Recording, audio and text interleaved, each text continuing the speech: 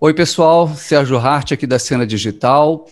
Esse é mais um vídeo da série Transformação Digital Brasil em Cena, onde a gente conversa sobre transformação digital das principais empresas do Brasil, diretamente com os executivos responsáveis pela jornada.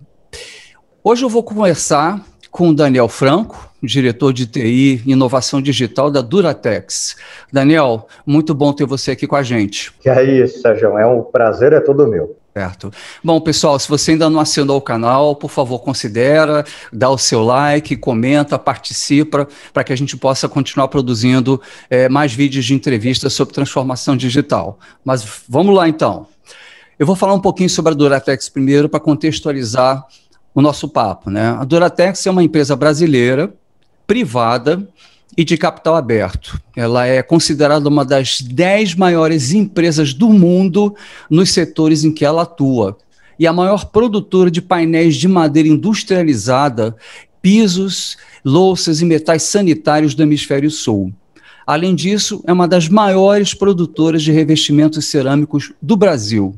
A Duratex possui 21 unidades industriais e florestais, além de 3 fábricas de painéis na Colômbia. E o Daniel é engenheiro de produção, com pós em administração industrial e MBA e extensão executiva internacional em marketing estratégico. O Daniel ele iniciou a carreira dele na Solvay, em 2001, ocupando a vice-presidência global para negócios de solventes do grupo, e desde junho de 2019 ele assumiu a diretoria de TI e inovação digital da Duratex. Daniel, mais uma vez aí, muito prazer em ter você aqui com a gente, e eu queria começar o nosso papo te perguntando o seguinte: quais foram os principais drivers que levaram a Duratex a querer fazer uma transformação digital? Ó, Sérgio, a pergunta ela é fácil de responder porque o principal motivo é um motivo que afeta a vida de todos nós brasileiros, né? Eu acho que você já fez algumas reformas na sua casa durante, né, a sua vida, né? E se eu te perguntar se essa reforma ela foi realizada com budget previsto, no tempo previsto, e se não teve nenhum retrabalho e tudo foi feito acertado de primeira, né? Pelo teu sorriso, eu acho que uma das 3 coisas não ocorreram conforme o previsto, ou pelo menos todas não ocorreram. Então, a reforma é algo um pouco traumático aí na vida de todos nós brasileiros, né? E, poxa, mas o que reforma tem a ver com transformação digital, né, Sérgio? Assim, a gente não pode se conformar em estar na casa dos brasileiros, né? Acho que o brasileiro, ele acorda, né, olhando, às vezes, uma cuba da Deca, dorme antes de dormir, vai lá, toma um banho numa ducha, enfim. A gente faz parte desse dia a dia. E a gente não pode se conformar em simplesmente vender o produto, né? E achar que eu estou resolvendo a dor do meu consumidor.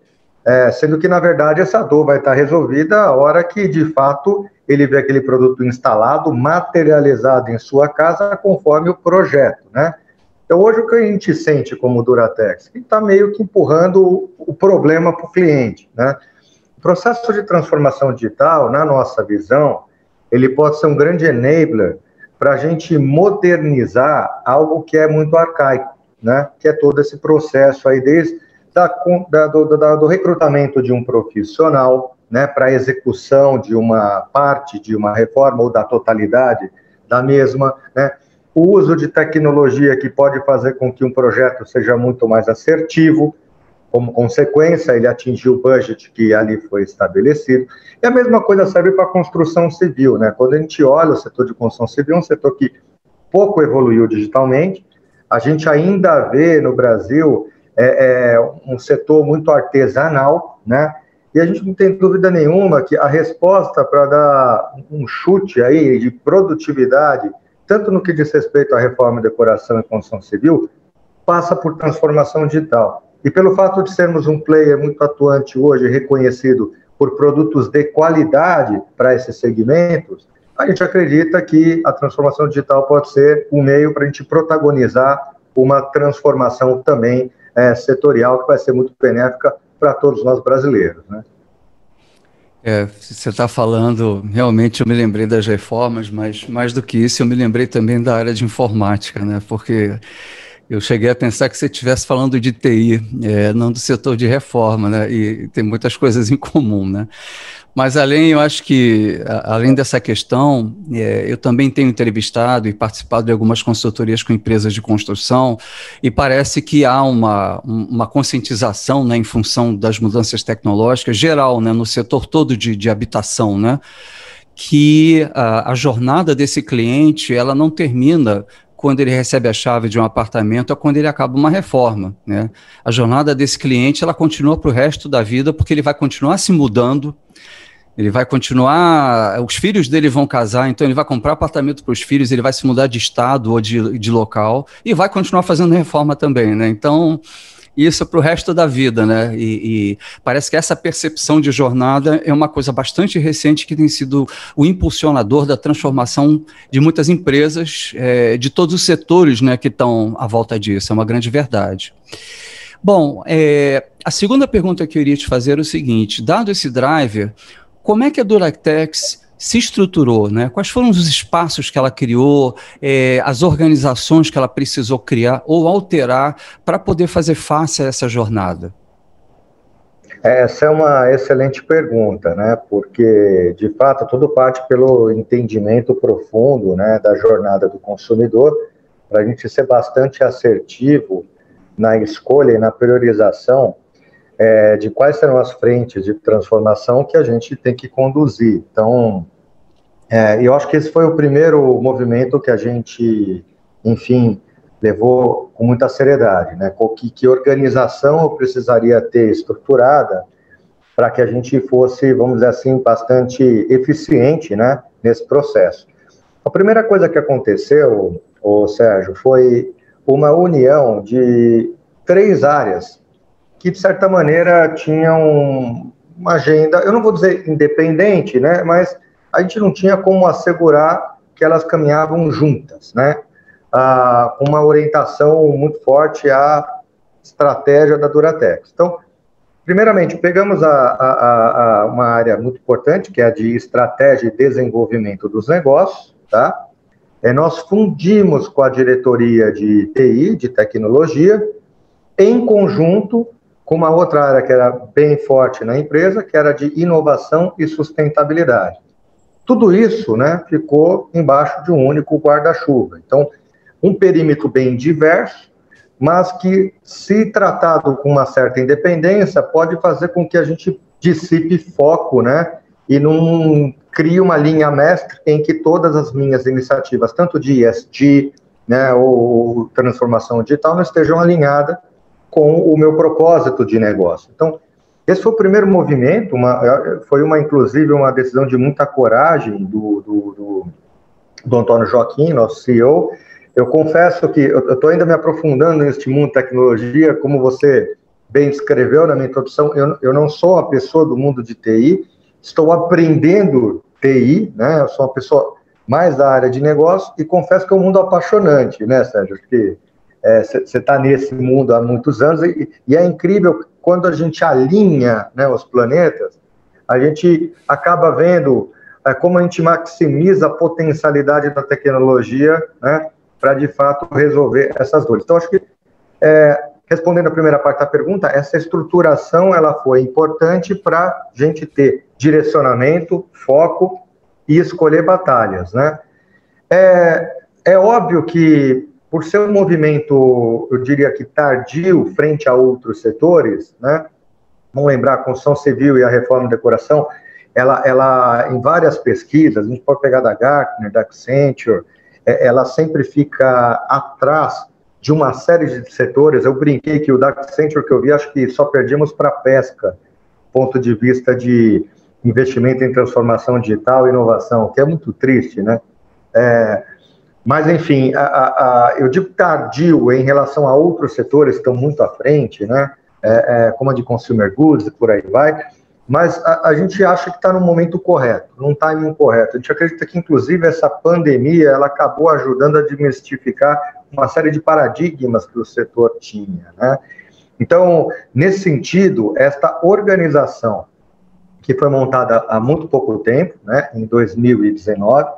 Ela teve como objetivo fazer primeiramente esse diagnóstico da jornada completa do consumidor, e a partir do momento que a gente entendeu claramente onde estavam as dores, começou um roadmap tecnológico, né, com o objetivo de resolver essas dores, né. Eu não sei se esta dificuldade que eu encontrei foi a dificuldade que muitos pares encontraram em suas empresas, mas um dos pontos que a gente, obviamente, identificou foi a necessidade da estruturação de uma base, né, sólida, antes de sair correndo com o movimento digital, né. Isso foi um pouco frustrante no começo, porque a gente fala, poxa, quer dizer então que eu vou ter que dar um passo atrás antes de avançar com sede ao pote ao movimento digital, para que eu estruture a base? E quando eu falo base, eu estou falando de questões básicas, estruturais, como melhoria do nível de serviço logístico, que hoje, né, obviamente, a gente deve até um pouco para o cliente direto, imagina quando eu entro no mundo do consumidor, então passa por uma estruturação do meu ambiente de sistemas legados, reimplementação de SAP num ambiente muito mais digital e por aí vai, né? Mas, obviamente, né, eu não posso pintar o carro antes de fazer a funilaria, então esse foi um processo que a gente conduziu e está ocorrendo em paralelo, mas eu tenho que dar um jeito de ser criativo e trocar o pneu com o carro andando ao mesmo tempo, né? Com certeza. Então, muitas experimentações começaram a ocorrer com o ecossistema empreendedor. Nós não somos uma empresa de tecnologia, Sérgio, então, quando a gente... E não temos o sex appeal de uma empresa de tecnologia para criar super squads, etc., e sair desenvolvendo soluções in-house. Até porque eu acredito muito que o conhecimento lá fora, né, ele é muito maior, né, do que aquilo que a gente pode gerar internamente na Duratex. Então, uma das vantagens dessa organização, que você me perguntou, ela está ligada ao fato de, quando eu tenho estratégia de desenvolvimento dos negócios junto com TI, né, essa cabeça aqui, esse lado da moeda, está sempre conectado com o ecossistema empreendedor, startups, etc. Então, foi uma provocação muito mútua, foi uma sinergia muito bacana, né? Então, a equipe de inovação e estratégia, junto com tecnologia, achando parceiros no ecossistema empreendedor, para fazer com que a gente pudesse realmente trocar o pneu do carro com ele andando. Então, dessa maneira, foi assim que a gente se organizou, e este é o estágio que a gente está agora, né? Trabalhando a base, né, tornar nosso ecossistema de legados, satélites, muito mais sustentável e preparado para esse próximo estágio, e desenvolvendo, né, soluções que endereçam dores dos nossos clientes e consumidores, já mais em conjunto com o ecossistema empreendedor. É assim que a gente começou essa jornada. Perfeito. Eu acho que tem coisas extremamente estratégicas que você está compartilhando com a gente, que eu gostaria até de reforçar com o pessoal que está assistindo. A primeira, gente, olha só, a Duratex pegou uma pessoa do negócio, né, para ser a responsável pela transformação. E, além disso, ela pegou áreas que são tangenciais à transformação, como a inovação, né, TI, e juntou, né? Poucas empresas no Brasil, nas entrevistas que eu fiz, fizeram isso, né? Junto com vocês está a Petrobras, por exemplo. Tá? Então, eu acho que é uma coisa muito interessante que vocês estão fazendo, porque isso mostra um comprometimento estratégico da empresa em fazer mudanças realmente transformacionais. Essa foi a primeira coisa. E a segunda coisa também que você está atestando, que alguns CIOs falam, é que antes de você começar a pensar em querer ir para a Lua, né, você tem que arrumar a casa, né? Então, arrumar a casa significa o seguinte: se os teus sistemas não estão se falando, né, se eles são obsoletos, se eles não estão integrados, e se você não está nem na nuvem, como é que você pode pensar em fazer uma transformação digital? Né? Então, primeiro tem que arrumar a garagem, arrumar a casa, trocar, fazer a reforma, né, vamos dizer assim, na arquitetura de TI, para poder seguir adiante depois. Agora, dada essa estratégia toda que vocês fizeram, certamente vocês já estão oferindo alguns resultados que eu gostaria que você compartilhasse com a gente, pode ser? Claro, sem dúvida. Entre os experimentos que estamos fazendo, né, Sérgio, como você bem colocou, né, que até para calibrar expectativas, é um trabalho de longo prazo. Então, obviamente, ele não surte resultados rápidos, porém, a gente, através das experimentações que iniciaram, já conseguimos ter, de fato, inputs extremamente interessantes, e sim resultado econômico proveniente de iniciativas que estão embrionárias, mas com um poder de escalabilidade bastante interessante. Essa aproximação com o ecossistema empreendedor nos permitiu acelerar algumas iniciativas das quais a gente se orgulha muito, né? Que era a aproximação de uma startup canadense que nos ajudou muito a melhorar a experiência de compra nas lojas da Portinari, né? A Portinari, ela tem hoje um conceito que chama Portinari Concept, né? Que são parceiros que trabalham com nossa marca de porcelanato de maneira exclusiva, né? E, enfim, e que uma das dores que o consumidor tem, obviamente, poxa, como é que eu escolho o porcelanato ideal para o meu quarto, para a minha sala e por onde vai, né? É um investimento importante, né? Eu acho que a reforma, eu diria que, como você bem colocou na jornada, né, a primeira coisa que eu faço depois que eu compro um apartamento é reformar. O imóvel já é o maior ticket de investimento de um brasileiro ao longo de sua vida. Eu diria que a reforma talvez seja o terceiro atrás do carro, do próprio veículo. Então, é uma decisão tomada com muita cautela, né? E como a gente consegue fazer com que ele melhore essa experiência de uma maneira digital, potencializando e acelerando o processo de escolha daquele produto ideal, né? Foi através, então, do lançamento do conceito que a gente chama de Smart Store, que ele tem na versão física, lá na loja, é uma tela responsiva que permite que a pessoa, por Bluetooth, lance as fotos do imóvel nessa tela e, junto com o arquiteto, ele vai especificando os produtos e mostrando como o piso vai ficar na casa dele. Esse é o que a gente chama do conceito assistido, com o suporte de um especialista. Porém, Sérgio, você pode fazer isso sem ter que ir à loja também. Basta entrar nos nossos canais digitais, das 3 principais marcas de revestimento. Então, vamos lá, a Duraflor, que são os pisos madeirados ou os vinílicos, a Portinari, as cerâmicas, os porcelanatos, e a Ceusa, que também é uma linha muito criativa de porcelanatos. Os 3 têm hoje o que a gente chama do simular, né? Que é a ferramenta que está disponível para que a gente faça no mobile esse tipo de simulação e consiga escolher as referências de produto, etc. Nós sentimos uma melhoria muito significativa da conversão da venda no ato da loja, que uma das dores que o lojista tem o cliente vai lá, olha o espaço, como ele está na dúvida da referência, ele acaba às vezes saindo da loja e o cliente não tem aquela garantia que ele vai positivar a venda. E essa melhoria ela teve aí em torno de 15% de conversão, aonde a gente implementou o piloto. Essa é a razão pela qual a gente quer ampliar essa experiência para 50 lojas, atingindo a totalidade das lojas até 2022, né? A pandemia também foi um movimento muito interessante para nos ajudar a deixar alguns estigmas de lado, né?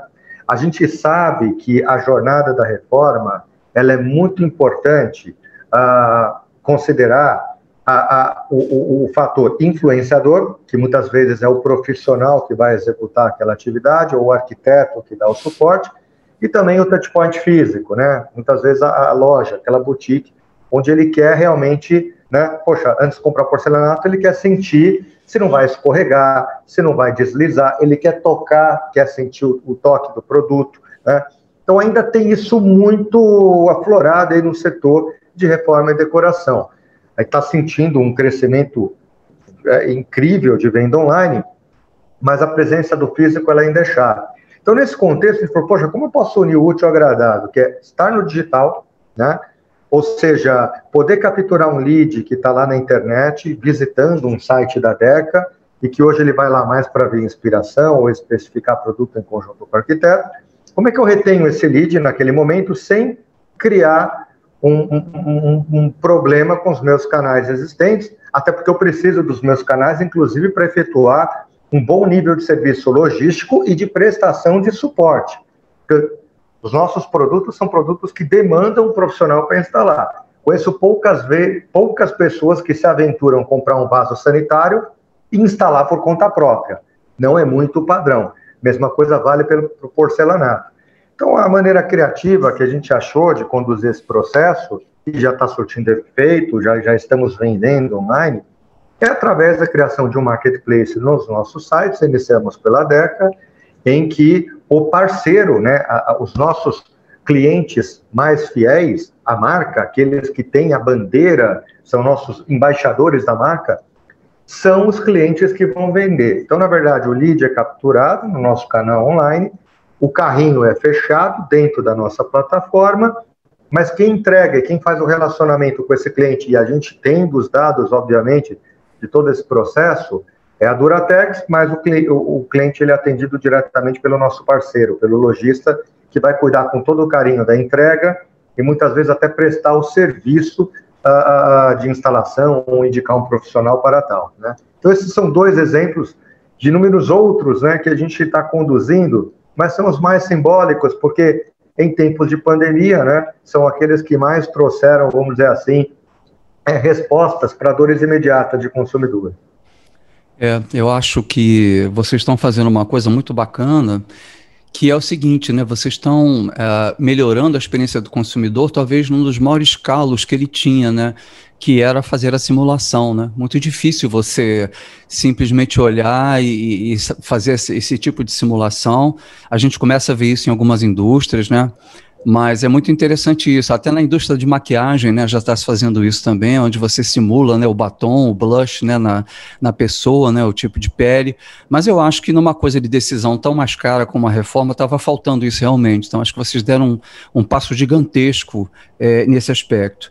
E outra coisa também que me chama a atenção é que vocês como indústria, essencialmente, devem ter o problema que toda a indústria tem na nova economia, que é captar informação direto do cliente final. Você sempre depende da cadeia de varejo, ou vai depender de intermediários. E com essa plataforma que vocês criaram, junto com o Marketplace, vocês estão capturando essas informações. Então isso é muito bom, porque isso vai permitir que vocês conheçam melhor o cliente e desenvolvam e melhorem novos produtos e produtos melhores para esses clientes também, né? Então, isso é de um valor estratégico transformacional realmente. Isso é uma estratégia que a gente chama de foco no cliente, onde você pode jogar isso depois para um Data Analytics, né, e fazer uma série de exames, e ao mesmo tempo também aprimorando a experiência dele, né, que é o User Experience, né, disso. Bacana você citar esse ponto, viu, Sérgio, porque você tem total razão. E você me fez agora lembrar de um movimento que nós tomamos, uma decisão tomada na metade de 2020, né? Nós avançamos com a aquisição da Viva Decora, né? Que é uma startup que ela atua numa fase inicial de toda essa jornada, que é aquela fase da inspiração. Aquele momento que o consumidor vai escolher qual que é a foto referência para passar para o arquiteto decorar a casa dele, né? E a gente tomou a decisão, até para entender, né, o cerne, as dores, né, do consumidor de uma maneira geral, né, a gente tomou a decisão de comprar essa empresa, né. Ela tem hoje 10 milhões de visitas ao mês e traz muita informação interessante que, através aí dos nossos data scientists, etc., a gente tenta, obviamente, a gente erra, né, faz parte, né, sem dúvida, acertar movimentos, né, nesse sentido, tendências, etc. Então, é incrível como você foi preciso aí nesse comentário, porque de fato tem um valor mensurável, né, esse tipo de informação. Né? Mas nós sabemos, né, como você já falou, que nem tudo é rosas. E aí eu gostaria que você compartilhasse com a gente um pouquinho também de quais são os desafios que vocês enfrentaram, né? Como é que vocês enfrentaram aí, ou estão enfrentando esses desafios aí para uma transformação dessa magnitude? Olha, a gente errou muito, né? Como todo movimento desconhecido, né? A gente acaba, às vezes, indo com muita sede ao pote e tomando decisões que nos levam aí a um certo arrependimento, né? Então, para chegar nesse estágio que a gente está, né, não foi assim tudo muito planejado e falando assim, olha que maravilha, então vai ser esse o caminho, vai dar tudo certo. Nós chegamos a essa conclusão porque erramos, tá? E erramos, né, com toda a humildade, erramos feio, né? Então, eu diria assim, dentre os erros que a gente cometeu, essa questão da base, sabe, o Sérgio, que você tanto falou, da questão de ter uma arquitetura de TI com um enforcement extremamente representativo, enfim, a gente saiu torta direita com dificuldade de entender aquelas dores que precisavam ser resolvidas na sua essência, que criariam valor econômico para a empresa e, obviamente, uma maior experiência para o cliente. A gente acabou se vendo numa situação em que a gente estava com times desorganizados e focados em resolver pequenas dores e que, sim, em seu todo, não estavam tão alinhadas e coordenadas com uma estratégia mestra, o que nos levou eu não vou dizer um caos, mas que rapidamente chegamos à conclusão que o caminho não era por aí. Mas o que nos levou a, por exemplo, a descontinuar uma série de produtos digitais, né? Coisas que a gente descobriu que a gente poderia ter feito com parceria e tentamos desenvolver internamente, perdemos tempo, porque depois achamos uma solução de mercado melhor. Uma falta de padronização em conduzir os desenvolvimentos respeitando uma lógica, né, de parametrização ou conectividade via APIs, um bit cloud, enfim, por aí vai. Um dev desenvolvendo numa linguagem, o outro desenvolvendo em outra, e aí quando você vai ver, eu perdi o dev, e aí eu não tenho todo o histórico para poder dar manutenção daquilo que foi desenvolvido, então coisas desse tipo. Então, batemos cabeça pra caramba. Vamos lembrar, nós vimos de um cenário em que sempre estivemos acostumados com aquele modelo, né, Big Bang, de implementação de sistemas prontos, com o sistema, com o AMS, prestação aí de suporte, por aí vai, e passamos a querer tentar virar uma casinha de software aqui, né, de uma maneira não tão coordenada. Isso nos ajudou e muito. Bom, em primeiro lugar, que além do senso de priorização, nós notamos que quando a gente tentava acoplar as soluções digitais, mesmo aquelas que deram certo, né? Porque óbvio que teve alguns de uma variedade de produtos que a gente desenvolveu, vários a gente matou, alguns continuaram a escalar.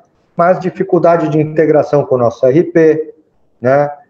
Que não estava em cloud, né? E que um excesso de customização nas interfaces de integração era necessária a cada atualização, ou seja, virou um usina gasto, uma coisa extremamente complexa.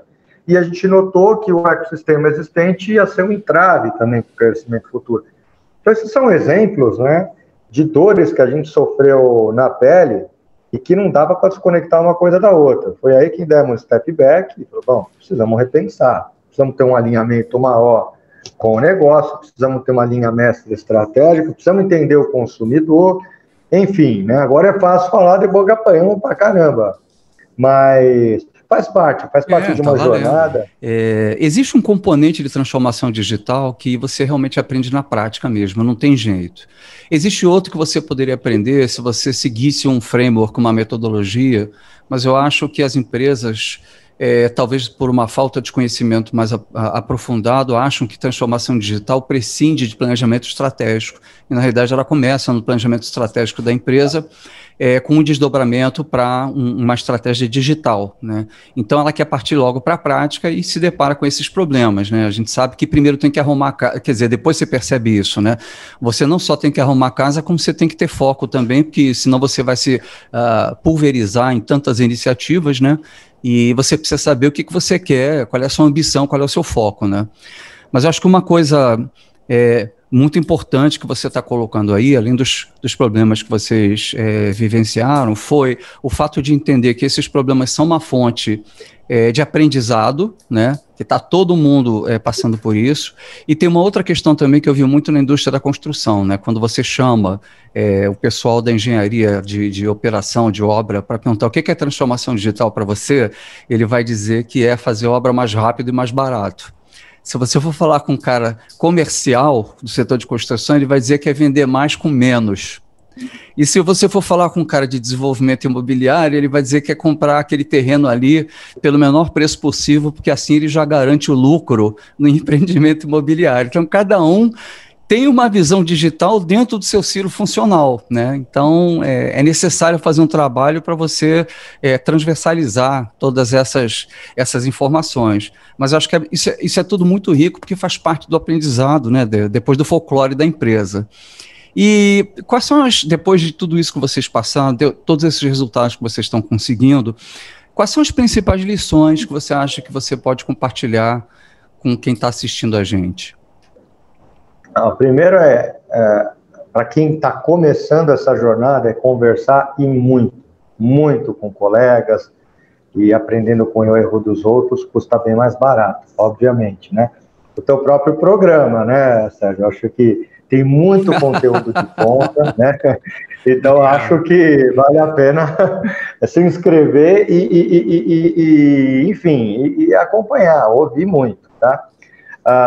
Segundo ponto, entenda a realidade do teu setor, tá? Porque, às vezes, muita sede ao pote, e dependendo do nível de maturidade que esse setor está frente a outros, a gente acaba querendo copiar, na gana de querer fazer o melhor, exemplos que vão nos levar talvez, a querer colocar a goela abaixo uma iniciativa de um consumidor que ainda não está preparado para receber, tá? Então, é importante entender bem qual que é a jornada deste consumidor no teu segmento de atuação, né? E, obviamente, usar os cases, né, da minha primeira dica, né, como inspirações, né, mas não como a verdade única, né? Porque, de fato, é algo que tem que ser muito adaptado à realidade de cada um, né? Por isso que é super importante entender isso. E acho que o terceiro, que foi algo que, para mim, ajudou muito e para mim foi o diferencial para eu aceitar esse convite, né? Ter a ciência de que esse não é um movimento do CIO, né? Ou não é meu movimento, é do conselho, é do CEO, e essa é a bandeira do Antônio Joaquim, tá? Você poderia ter chamado ele aqui para dar essa... Ele ia falar basicamente tudo que eu falei. Então, no limite é o seguinte, ele é um cara que respira o tema, um cara que está conduzindo o negócio com essa bandeira, e eu sou um supporter do Antônio, né? Eu sou apenas alguém que o apoia, né, nessa jornada, que obviamente ele tem hoje um escopo de atuação bem completo, mas a bandeira é puxada por ele. E mais do que isso, né, o que me deixa bastante contente, nós temos 2 vice-presidentes de negócio atualmente, o Marcelo Iso, que é o vice-presidente desse segmento Deca, Portinari, Ceusa, e o Henrique Marcondes, da divisão Madeira, ambos estão na mesma jornada, tá? E pelo incrível que pareça, toda essa jornada de transformação que eu citei foi conduzida com sponsorship de ambos, né? E com o envolvimento de todo o time do negócio. Senão não tem como as coisas acontecerem, tá? Não dá para uma área, mesmo com todo esse alinhamento que eu te falei, sabe, Sérgio? De ter a estratégia junto com inovação e TI, no final das contas o negócio tem que andar junto e muito pelo contrário, eles têm que puxar a gente, né? Então, eu acho que são 3 pontos fundamentais que, se forem bem trabalhados, não tem como não ter sucesso, né? Tem como não errar? Não, isso também não tem como, porque mesmo fazendo isso, vai errar, né? Mas o importante é que erra, mas erra rápido, e ter mais gente olhando para falar, putz, vamos abandonar esse caminho? Porque o grande problema, né, que quando você está numa estratégia meio standalone, tentando convencer os outros, tá cheio de gente torcendo contra, né? E aí você tem até vergonha de falar que errou. Aí o erro vai custar bem mais caro. Então, esse envolvimento, ele até ajuda nesse sentido. Porque ninguém quer rasgar dinheiro, o pessoal tá meio que cúmplice um do outro. Falar, poxa, vamos matar isso aí que não vai dar certo, vamos por um outro caminho. É muito mais rápida e colegiada a decisão, muito mais ágil, né? Acho que são essas 3 aí que eu deixaria aqui. Pô, Daniel, muito bacana esse teu depoimento. Daniel, estamos chegando no fim da entrevista. Eu queria saber se você teria alguma coisa adicional que você queria mencionar aqui. Primeiramente, obrigado infinitamente pela oportunidade. Nos conhecemos aí há 2 semanas, eu fiquei bem impressionado por a quantidade de conteúdo que você consegue centralizar, canalizar e redistribuir, democratizar, é impressionante, né? Pessoas como você que fazem a diferença para que nós, né, CIOs ou ou pessoas do negócio consigamos ter aquele momento para refletir sobre nossos caminhos, né? E repensar novas trajetórias, repensar oportunidades e até se conectar, né, com outros profissionais, porque com a quantidade de pessoas que você acaba trazendo aqui para a mesa, né, a gente fala, poxa, quero que o Sérgio me conecte com aquele profissional, porque eu acho que aquilo vai me ajudar, enfim. Então, parabéns, acho que é um trabalho incrível, tá, Sérgio? E obrigado, me sinto honrado por estar aqui hoje. Eu que agradeço a você e a toda a equipe aí de comunicação. E queria também me despedir aí do pessoal que está assistindo a gente, né? Mais uma vez, se você não assinou o canal, por favor, considera. Dá o seu like, deixa seu comentário aqui, o que você achou desse papo, né? O que você ressalta como questões importantes aí para uma transformação digital, e nos vemos no próximo vídeo, se Deus quiser, ok? Um grande abraço aí, muito obrigado mais uma vez. Obrigado, Sérgio.